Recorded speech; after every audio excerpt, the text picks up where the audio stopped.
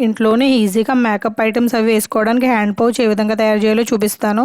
ముందుగా ఒక 2 cloth pieces తీసుకోవాలి. 2 సమానంగా ఉండాలి. తర్వాత ఈ విధంగా స్కెచ్‌తో మార్క్ చేసుకొని స్టిచ్ చేసుకోవాలి.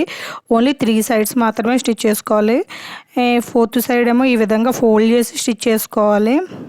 ఈ విధంగా స్టిచ్ చేసిన తర్వాత ఒక చిన్న సంచిలాగా రెడీ అవుతుంది. మనం ఇంట్లో వాడకుండా పక్కన పాడేసిన క్లాత్‌తో ఈ విధంగా స్టిచ్ చేసుకోవచ్చు. చాలా బాగుంటుందండి. ఈజీగా ఇంట్లోనే మనం తయారు చేసుకోవచ్చు. ఈ విధంగా పౌచ్ తయారైంది. దీన్ని రివర్స్ చేయాలి. వీడియోలో చూపించిన విధంగా ఫాలో అవ్వండి. రివర్స్ చేసిన తర్వాత ఒక కలర్ తాడుని తీసుకుని ఈ విధంగా ఎక్కించుకోండి. ఈ తాడు అనేది ఇలా ఒక సైడ్కి వచ్చేయాలి. తర్వాత మనం ఈ చివర్లో ఇది అటాచ్ చేసుకుందాం.